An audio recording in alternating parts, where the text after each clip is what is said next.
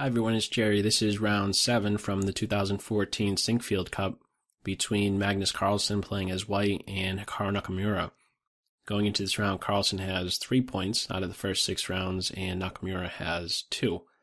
So let's see what took shape in this one, and for those of you keeping score, you'll know that in classical games between these two players, Nakamura has yet to break Carlsen, Carlsen having 10 wins, and the rest of the games were draws.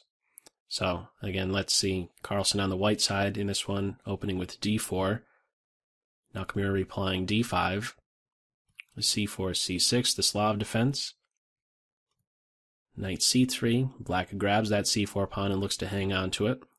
e3, b5. White looks to break down that structure. b4, knight e4. Keep in mind, supporting like this is not a good support. Just dropping that pawn, this pawn is pinned. So it's b4, knight e4, queen d5, the knight's hit. Dropping back now to d2, eyeing up that c4 pawn now twice. In comes c3, a couple captures, and now knight b1. The knight officially performed the cycle here, dropping back to his home square, and looks to yet again make use of that c3 square, only this time capturing a black pawn. Queen a5 is setting up a discovered attack against the king, and also a fork. That stopped immediately. Queen c2. It's hit now twice, defended once.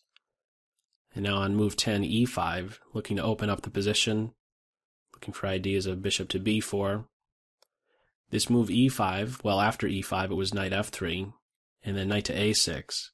This knight a6 move is the recommendation of the computer at this very moment. One move earlier, in other words, looking to get into b4, attack the queen with ideas of a fork on the king and the rook with playing the knight into the c2 square. But on this move 10, it was instead e5, and what followed was knight f3, and only then knight to a6. If we look at this knight a6 line instead of e5, what can follow is queen takes pawn, knight b4, and this is the idea I was referring to. This idea of playing knight to c2. Notice when he plays there, the queen would be pinned to the king and not defending c2. Following up, we could have bishop d2, e6, knight f3, knight f6, bishop c4. If knight e4, black can go for a line like this where he gets the bishop pair, but neither side has any king safety issues. What's being pointed to at this stage in the game would be black having the bishop pair, white having a better structure, this guy here with great liability. Well, that's not a direction we go in. Knight a6 was not played on this move 10, but rather e5, knight f3, and now knight to a6. Better would have been to capture on d4 at this point, but apparently black was seeing something with a quick knight to b4 idea. Knight a6. White centralizes the knight and scoops up a pawn, so the material is currently balanced, but it's hard to imagine that this pawn will live. So white is soon to be up a pawn. But in comes knight b4, hitting the queen. White has to be careful. Queen b3 is the follow-up. Queen takes pawn, knight c2. That's no good. So it's queen b3, striking at f7. And it's defended with bishop to e6, which is not the best defense. Better would have been, it's awkward, but knight to h6, which renews some interesting possibilities. As an example, if knight c3, there's rook b8. Looking for knight d3, discovered attacks against the queen. And if queen b1 to defend, this bishop has options of maybe playing to f5. There would be e4 as a reply. Maybe even bishop a6. Or even knight to g4 are a few options in this position. We didn't go down that road. We didn't see knight h6 on this move 13, but rather bishop to e6. And if you're wondering why I maybe spent so much attention on these first dozen moves, it's because after bishop to e6, the game is basically over. The game goes on 52 moves, but computer, the engine is already reading at +2 for white, and there's really no saving it unless there's going to be something devastating against the white king soon. There's just nothing. Game followed with bishop c4. More development, meeting the threat against the queen. In comes now c2. Striking at the knight, preparing a double check with knight to d3. Something that white allows. Bishop takes bishop, in comes knight d3. Double check, king e2. Knight takes knight, pawn takes knight. Gotta get that bishop back. Any moves like this, well, the bishop's saved and white is still going to be coming in with the attack. The computer is just going bonkers at this point, looking at close to +20. So you gotta take that bishop back. Queen takes. And after the smoke clears, what are we looking at material-wise? White's up a pawn, but soon to be a second pawn. This pawn will fall soon enough. In this queen's position, how does black finish development? You have to get rid of the queens before you could even get castled or whatever. So unfortunately, black has to go in for a variation where the queens are off the board. You have to eliminate this queen. Not something you would want to do when you're down material, but it's really the best that black can do at this point. Queen d5 it is. Queens come off. The knight is now central. The main thing here for white is to simply complete development. Bishop d2, rook h to c1, and that's all that white is really needing to do. There's not very many complications here. So what's tried is rook b8, bishop d2, and after this move, on average for the remainder of the game, each of white's moves took about 25 seconds to make. So not very complicated play at this point, at least in white's mind. Bishop b4 was the follow-up, rook hc1. And after bishop takes bishop, how exactly to take the bishop? Knight takes, because this knight wants to play to f3 and e1, or f3 and d4. The main point here to put pressure on c2. If you take with the king, knight b4, well, this pawn will live a bit longer. It's not so easily taken.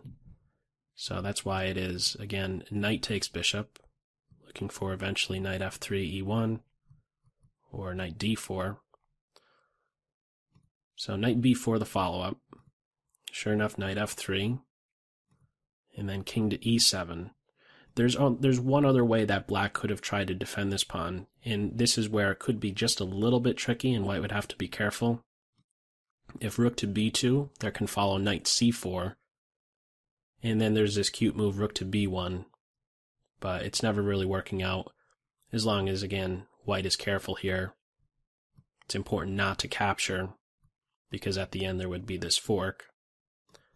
But what white can play is knight a3, and still having to be just a little bit careful. After knight c3 check, I must admit that my first instinct was to play king to d3, but that would not be a good idea because of rook takes c1, rook takes rook, and now knight a2. If the rook moves along the first rank, it's just going to promote, and if rook takes pawn, there we go, we have that typical knight fork. So the main move here, if knight c3 would be, well, one calm move would be king to e1, and then the dust is going to settle. This pawn will be won without any complications. Rook takes, he's going to be scooped up. Well, that's not a direction we went in, but some unexpected, at least for me, complications arising with that rook to b1 move and knight c3, a2 ideas. That was a little bit neat to see. In the game, however, it was knight b4, knight c3, or excuse me, f3, knight e1. That pawn is now going to be scooped up. If you grab him right away, keep in mind there's knight d3 hitting the rook and the e5 pawn, so there's no rush in this current position to grab the pawn. It's better to first support e5. c5, knight takes, knight d3, welcoming exchanges, having a better king position as well soon White has this space advantage. It's tough to get this king working, the black king working. So knight b2, rook a2, the knight grabs a pawn. Rook takes, black lands a fork, king f3, rook b5, more material will be won. If rook c8, the rook can now drop down to the 7th rank, pick up the a7 pawn, throw a punch at the knight, grab this pawn over here.